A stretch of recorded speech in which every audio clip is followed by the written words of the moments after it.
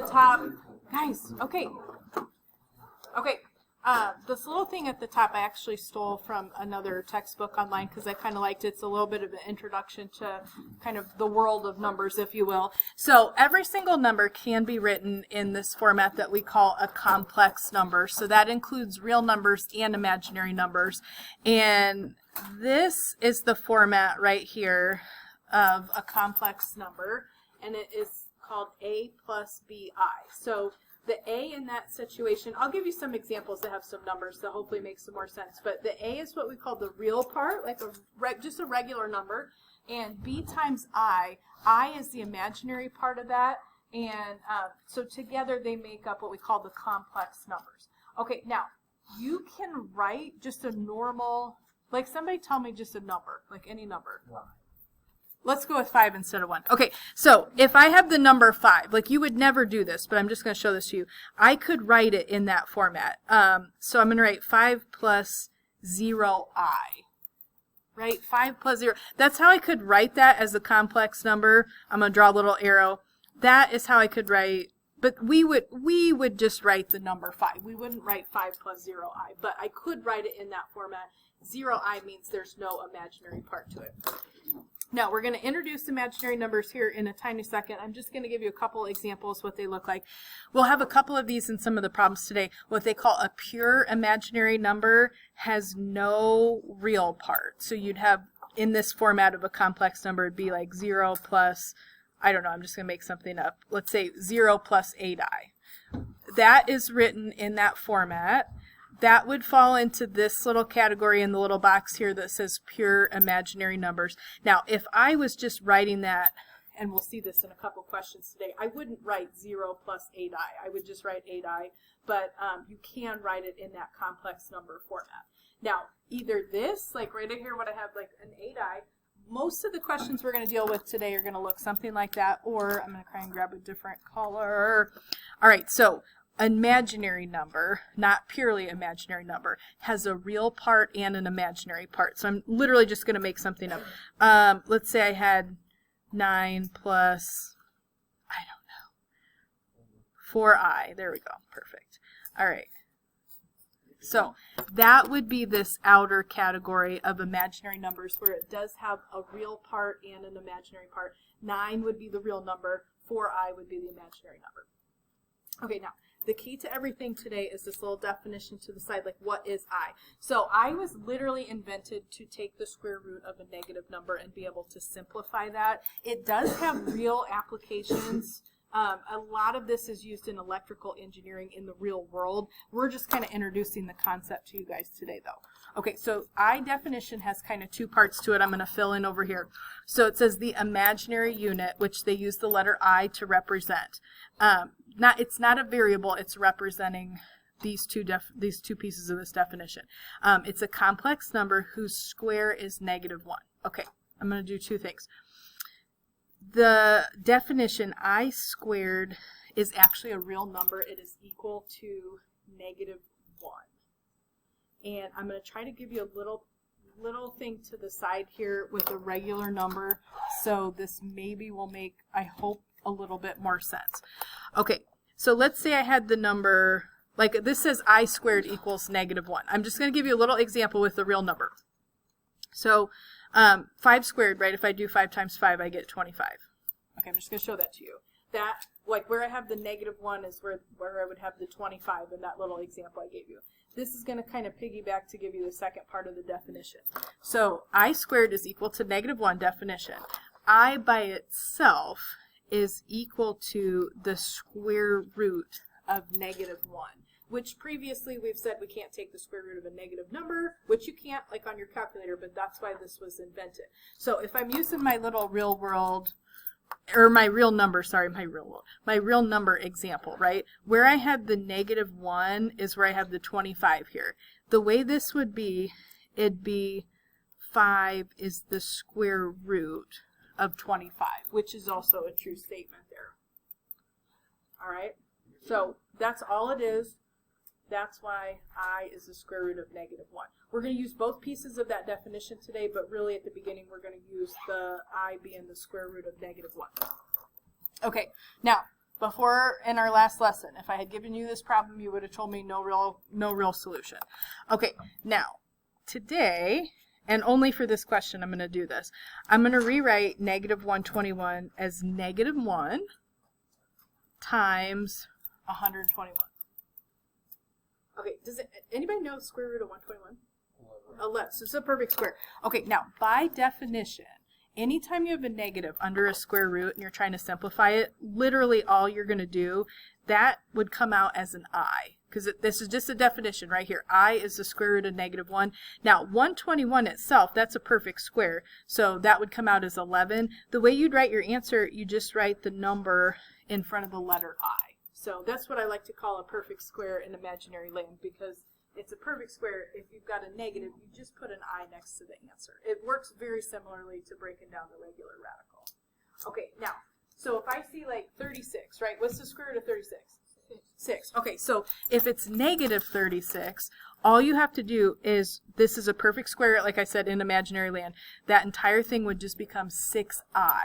Now, the extra part to this question, there's a 3 out in front. So if you have a number in front of a radical as you simplify, do you remember what you do with the numbers if you pull anything out?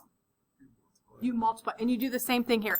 And so this just be like 3 times 6x. It's just the letter I instead of an x. So you just do 3 times 6, which is 18, and you just put the I next to it. That's literally it. Now 29, not a perfect square.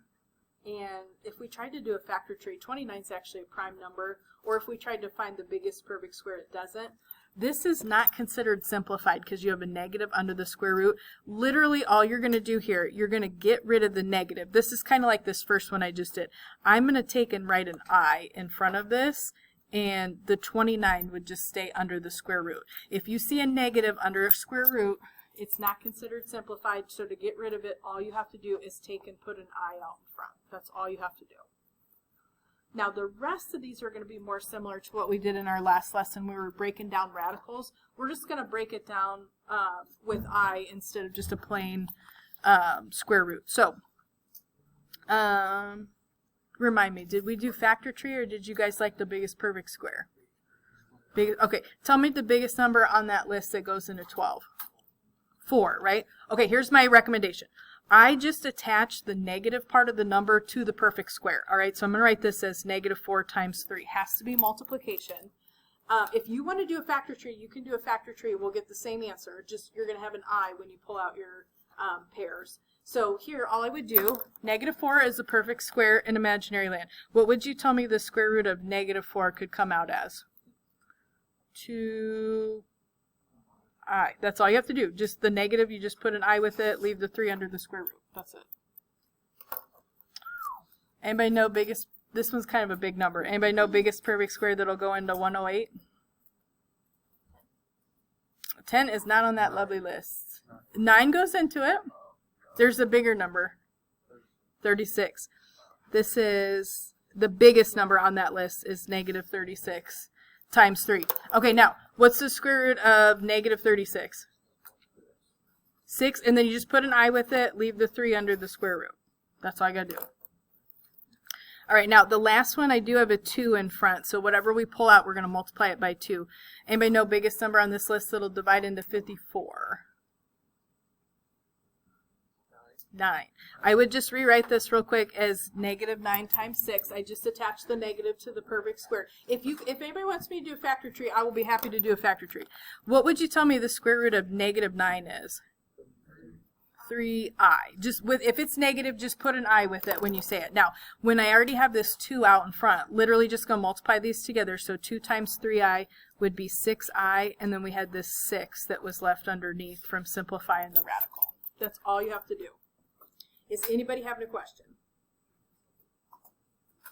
Okay, now we'll come back to this in a second, but I just want to show you in this next example a couple operations with complex numbers. So we're going to have imaginary part, real part, and I'm going to add or subtract in this example. Okay, if you are adding, I'm adding in this question here. I have 3 plus 6i. I do not have anything in front of those parentheses, and I just have a plus sign in between. So if you want, you can just drop the parentheses. Now, here's all you have to do.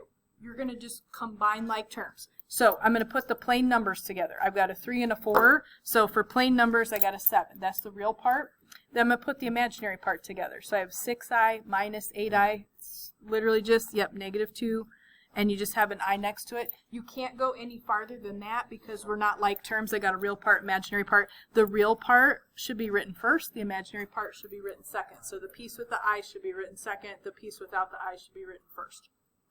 Okay, now, this is very tricky. If you are doing subtraction, I'm going to drop the parentheses on this first number, this 12 plus 11i. However, if you are subtracting, this has 2 parts to it, and you have to remember to subtract both parts of that imaginary number. So it's just like distributing a little -1. So I'm going to write -2, and then negative times a positive. This would be -5i. So I would just totally recommend to go ahead and do that first. Distribute that subtraction sign, and then we're going to combine like terms. Okay, what is my real number going to be here? 10. You got 12 minus 2. All right, what is my imaginary part going to be here? 6. So then it's just plus 6i, and you can't go any further than that. All right, now this guy, let me simplify a little bit before I try and subtract here. What would you tell me the square root of -16 is? 4i. Just 4i. Okay. Now, what about square root of -144? 12, and then an I with it. Okay, now, I'm subtracting here. So, at the beginning, if you want to go ahead and just drop the parentheses, the second part, though, whatever you're subtracting, I have to subtract both parts of that. So, I want to distribute that like a little -1. So, this would be -8 minus 12i. Then we're just going to combine like terms. What would you put for your real part here?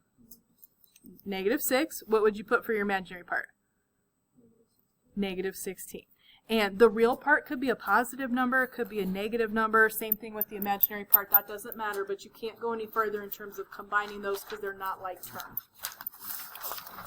Okay, now I'm going to add to the top of this real quick, and I should have probably... But we haven't really used this today, but part of that definition I gave you guys at the beginning, and this is going to be super important here, I squared by definition becomes a real number and is equal to -1. That's part of that definition. I by itself is the square root of -1, but I squared is -1 is going to be really important for multiplication questions. Okay, we're just multiplying. This works just like if I were to do 3x times 8x, it works the same way. Just do 3 times 8, so this is 24. I times I is I squared. The little extra piece to this is by definition, I squared turns into a real number and becomes -1. So the actual answer to that question would be -24. And then like this one, if you square something, -5i squared just means I'm multiplying it by itself. So I'm just going to write it twice. This is very similar. -5 times -5 would become +25. I times I gives me that I squared. And then I just have to remember, by definition, I squared turns into a real number, becomes -1. So the actual answer to this question is a real number. It is -25. Okay, I'm just going to go ahead and...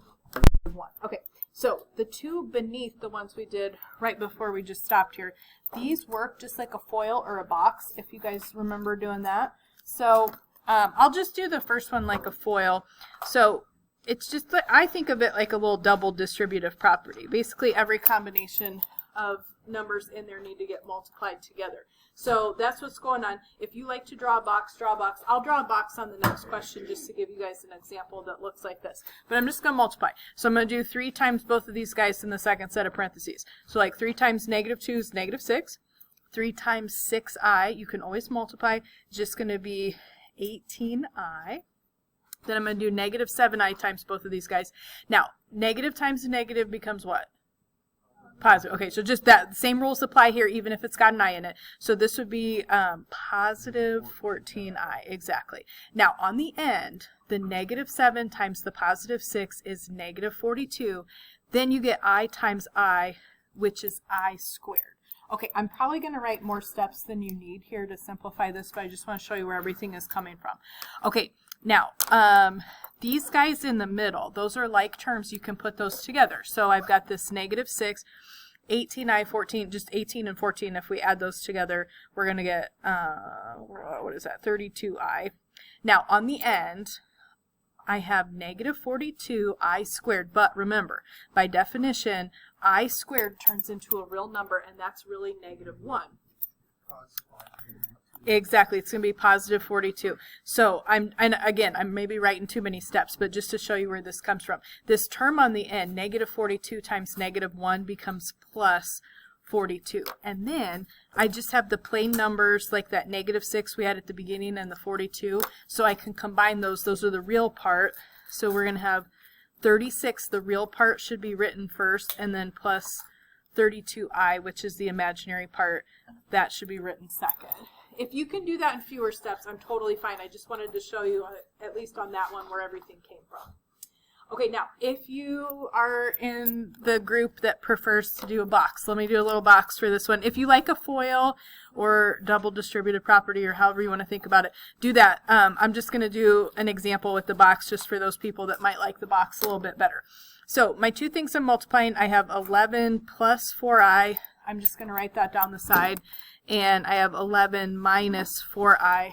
I'm going to write that across the top. It doesn't matter which one you write across the top or the side. I just wrote them how they kind of appeared there in the problem. Now, the way you fill in the box is you basically find the area of each little part of the box there. So like this upper left, I would do 11 times 11. So that's 121. This little box would be 11 times negative 4i. So that's going to be negative 44i. This little box in the lower left is going to be 4i times 11, which is 44i. Now, this one I'm going to modify a little bit, but in the corner here, you have 4 times negative 4, so negative 16, and I times I, which is I squared. So this little box in the corner is really negative 16 times negative 1, which really means that box in the corner is 16.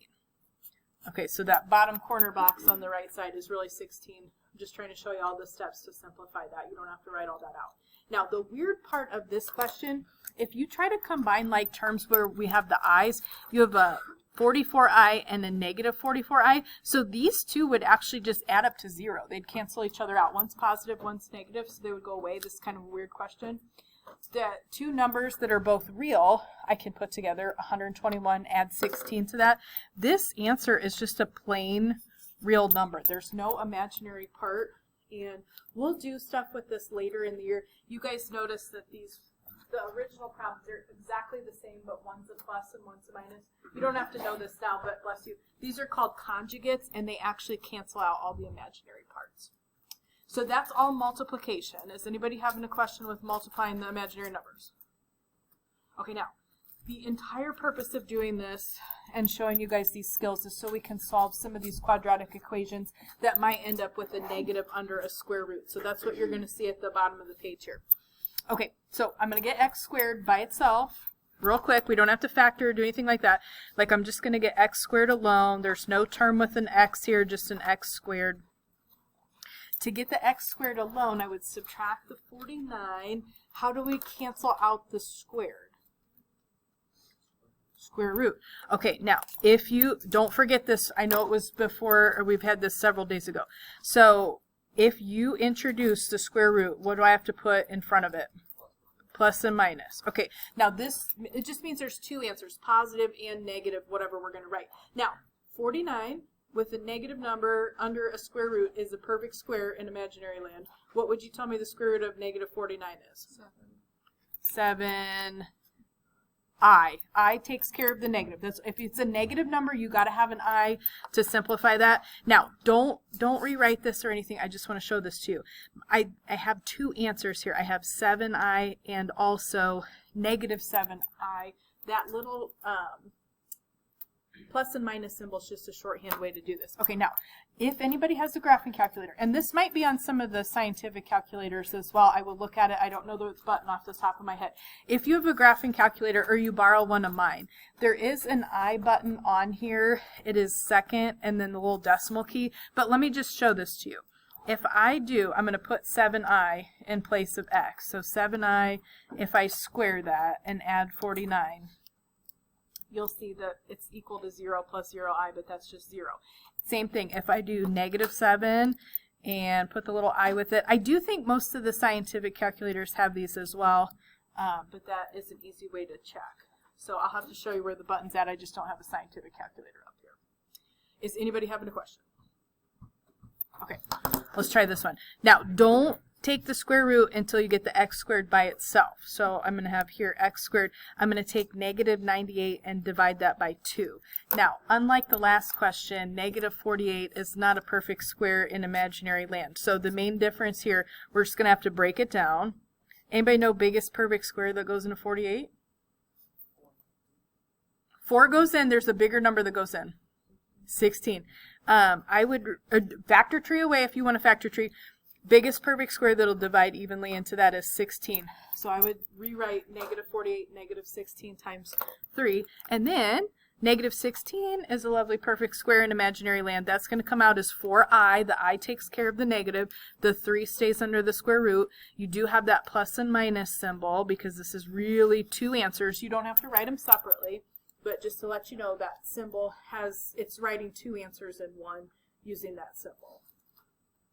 Does anybody have a question? Okay, now, the 2 at the bottom, these have a set of parentheses that are squared. You do not want to FOIL any of these. We want to just get the little parentheses by themselves. That's going to be the goal of these ones in the bottom. Does anybody know what I should do first on this question? Get rid of the 3. Okay, so you're dividing by 3, so we're going to multiply by 3. All it's going to do on the lovely left side is just get rid of the fraction. So I still have x minus 2. All that is squared. Negative 27 times 3 is negative 81. Okay, now do not FOIL. You can actually just get rid of those parentheses doing one thing. A square root will cancel out a squared. So you don't FOIL because you're going to make it harder. Just right then and there, just get rid of the parentheses. Now, all you got to do just stays x minus 2. Now, plus or minus, because we introduced the lovely square root, what would you tell me square root of negative 81 is? 9. All right, now, this just, other than the previous question, has an extra step because this isn't an x by itself. You just got to move this negative 2 to the other side. And what I would tell you, just put it right after the equal sign. So I'm going to write x equals 2, and then you just keep that plus and minus symbol, and that's 9i. Now, if that's the number 9, no I, then we could simplify it. It's not though, so this is 2 separate answers again here. You don't have to write this, but this means 2 plus 9i and 2 minus 9i. But that's your answer. You can't go any farther because I can't actually add 9i to 2 or subtract it because they're not like terms. So that's just what my answer is going to look like. But do remember that's 2 answers. Okay, got one more. I'm going to move anything to the side of the parentheses. So in this case, I've got this plus 8, so we're just going to subtract it to move it. All right, negative 42, we're getting more negative by subtracting 8, so this is going to be negative 50. Then I'm slightly annoyed because that's not a perfect square, so I know I'm going to have to break this down a little bit. If you are a person who loves the factor tree, please factor tree away. If not, does anybody know the biggest perfect square that'll divide into 50? 25. All right, so I would rewrite this. It has to be multiplication. Negative 25 times 2. Now, all I got to do, I'm going to take a square root of this lovely perfect square, bless you, in imaginary land. So negative 25 under a square root would come out as 5i. You keep the 2 underneath. And it just has one more step, just like that last question, because I don't have x by itself because we had it in some parentheses on the other side. It's x plus 4, so to move it, we're just going to subtract the 4. Now, you're not actually going to combine that with anything. We're just going to write negative 4 right after the equal sign, and then plus or minus 5i radical 2. And I know that's really garbagey looking, but that's the answer. You can't actually do anything else to combine anything. Don't do like negative 4 plus 5. It doesn't work like that. They're just 2 separate terms, real part and imaginary part, and those are your 2 answers. Okay. Is anybody